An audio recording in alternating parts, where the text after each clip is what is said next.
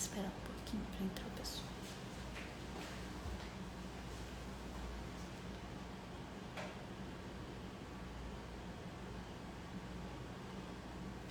Boa noite, pessoal, tudo bem?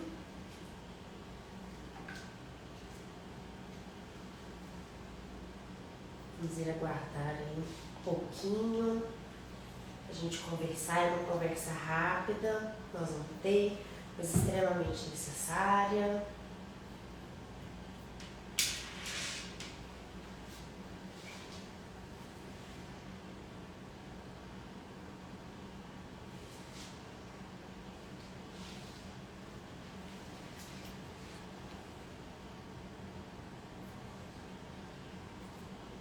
De qualquer maneira, enquanto a gente espera mais um pouquinho, a gente podia ir só aqui falando algumas coisas que eu venho pensando ao longo desses dias.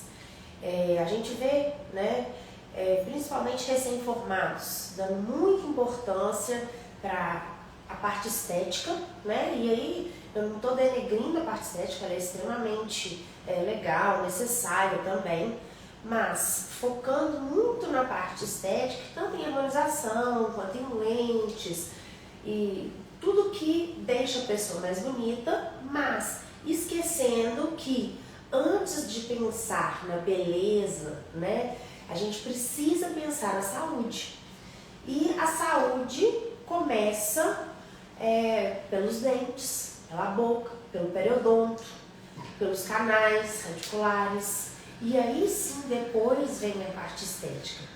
Então, é muito importante que saibamos dar o devido valor a tudo que é a base aí, tá? A base do estudo da saúde do indivíduo como um todo. Então, é muito importante a gente saber que a estética é muito legal e dá um prazer enorme a quem está realizando, ver o paciente sair feliz, realizado, se achando lindo. Mas é bem importante também a gente saber que sempre colocar para o paciente que antes de qualquer procedimento estético é necessário que ele avalie com radiografias, com exame clínico, o total, né? A totalidade ali da boca dele, certo? Então é isso que a gente vai tratar aqui hoje.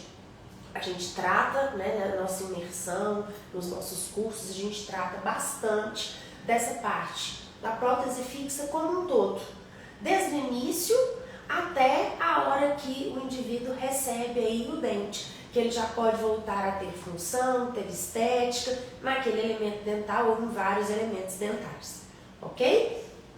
Então vamos lá?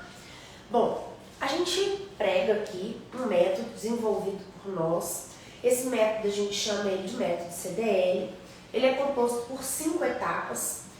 A primeira etapa que nós vamos tratar hoje é a base, tá? É por ela que todo o procedimento odontológico deve começar.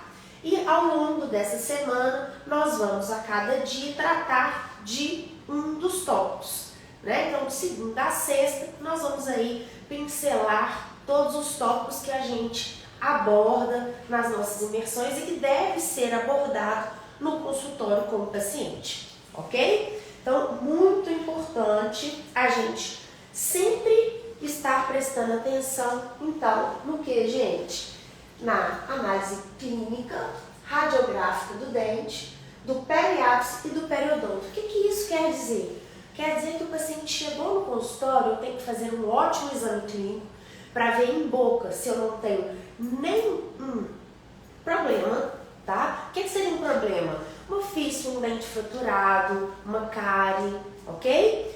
Para ver se periodontalmente, né, se eu tenho uma gengiva saudável, uma quantidade de osso saudável, certo? Eu preciso também pedir radiografias para o meu paciente ou realizá-las dentro do meu consultório. Para quê? Para eu observar se o periápice, ou seja, se acima das minhas raízes, se está tudo bem, tá? Se eu não tenho uma lesão, se eu não tenho algum problema ocorrendo ali. Eu tenho que verificar o nível ósseo através das minhas radiografias também, para ver se está tudo né, conspirando para que eu possa realizar a minha prótese fixa. Os outros tópicos que a gente vê aqui colocados são os tópicos que eu falei com vocês que nós vamos trabalhar ao longo dessa semana. Então, cada semana a gente vai dar importância aí a um deles. Hoje nós vamos falar especificamente, então, de análise clínica e radiográfica do dente, tá? Em questão do periodonto e do periápice, certo? Então, vamos lá. Primeira coisa, eu sempre, então, meu paciente chegou, eu tenho que fazer uma análise clínica, abrir a boca do meu paciente e observar a boca dele, tá? E avaliação radiográfica. Às vezes, pela avaliação clínica, eu não constato nenhum problema e a hora que chega a minha radiografia, eu vejo que ainda bem que eu pedi um raio-x, porque eu não conseguiria fazer esse plano, avaliar esse dente aí sem a minha radiografia, tá? Então eu sempre preciso fazer os dois. O objetivo do nosso tratamento, em geral, são dentes que estão fraturados, tratados ou não endodonticamente. Nesse caso aqui, ele está tratado endodonticamente, já possui um conduto inclusive desobstruído. Mas ele poderia estar também dessa maneira. Ou seja, uma extensa perda de tecido dental, mas ainda não tem o que, gente? Invasão aí da polpa, tá? Então, aqui eu não tenho tratamento endodôntico realizado, mas eu tenho uma extensa destruição coronária.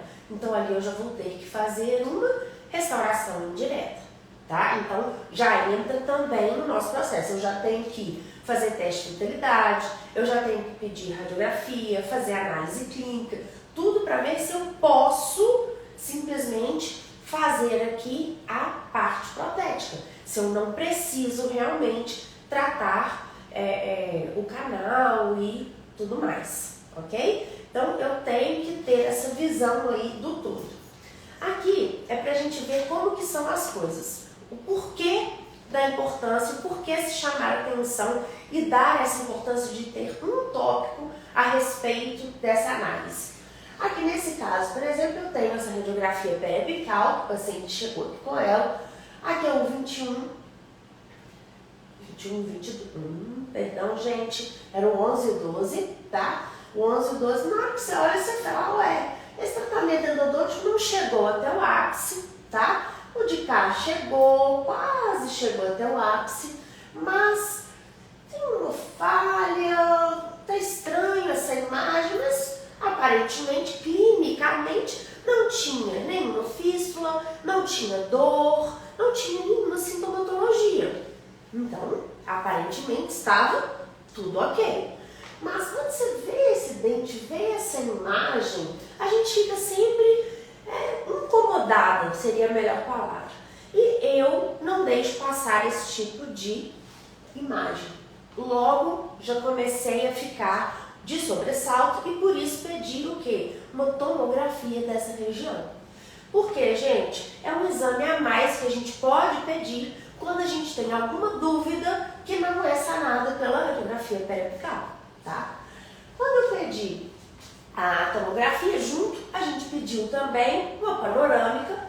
Na panorâmica, ela não é o exame de imagem próprio para ver, né, dentes isolados, mas já olha, tá um tratamento atrésico, não chega até o ápice, mas olha lá, lesão a gente não consegue ver lesão no ápice de nenhuma das duas radiografias.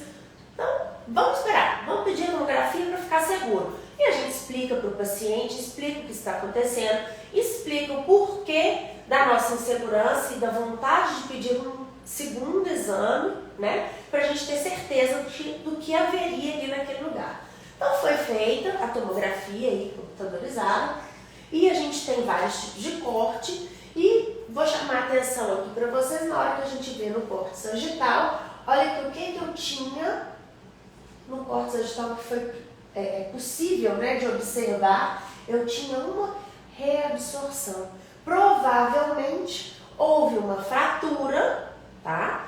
E passou-se muito tempo e começou a haver o que, gente? Uma reabsorção nesse local. Então, se você observa esses cortes aqui de baixo, você consegue ver que até mesmo a parede óssea vestibular da região onde houve essa fratura e está havendo essa reabsorção, ela já foi rompida. Olha que coisa, aqui eu já não tenho mais osso. E se vocês observarem, não sei se vai ser possível, se vocês observarem nessa região, tá? Que é nesse dente, isso aqui, olha aqui, eu já tenho, olha, uma rarefação óssea aqui. Ou seja, já existe falta de osso nesse lugar, na tábua óssea vestibular.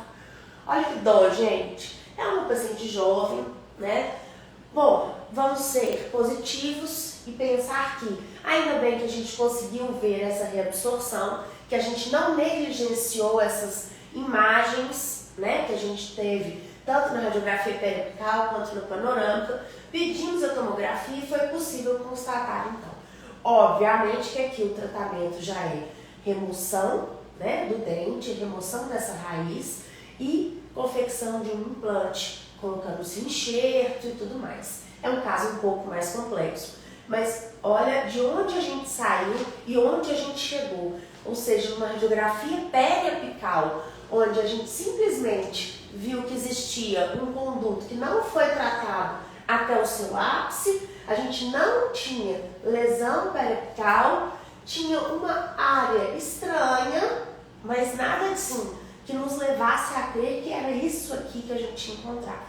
Uma reabsorção deste tamanho, uma perda de osso na tábua óssea vestibular, dessa maneira, tá? Então, é por isso que a gente tem que dar a devida importância aos exames iniciais que a gente faz, tanto exame clínico quanto radiográfico, e se necessário, os exames também complementares, como a tomografia.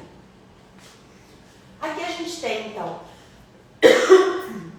um outro caso, aí aqui mais fácil um pouco da gente verificar, né? A gente tem, então, um caso que chega, na hora que a gente faz a radiografia periapical, a gente vê uma grande lesão, né, periapical, a gente vê um outro dente já tratado, com bastante extravasamento de cimento endodôntico, que não tem problema nenhum, pois ele será reabsorvido pelo organismo, ele não vai me trazer nenhum tipo de problema.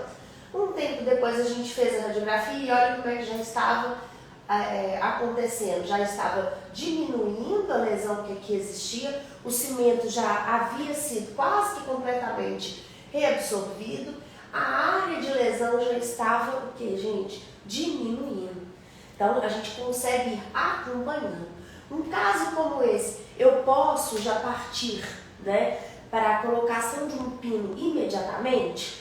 Poder eu posso, se o paciente for comprometido e souber que ele vai ter que voltar ao consultório frequentemente, fazendo radiografias, né, frequentes, pelo menos no início aí, para acompanhamento, tá? Mas se você souber que é um paciente que é um pouco, né, desleixado, que não vai acompanhar, fazer esse acompanhamento, então a gente deve o que, gente? Avisar o paciente, entregar as radiografias, não fazer a prótese ainda, tá? Porque se vier a dar algum problema, qualquer outro profissional que ele venha procurar consegue ajudá-lo, ok? Aqui é pra gente lembrar que a gente tem casos difíceis como os apresentados, mas também a gente tem casos que fica mais óbvio que existe um problema, como aqui. No próprio exame clínico, eu não preciso nem da radiografia para eu saber que eu tenho um problema periapical. Eu consigo ver aqui, então, uma fístula grande. E em cima, olha, de central.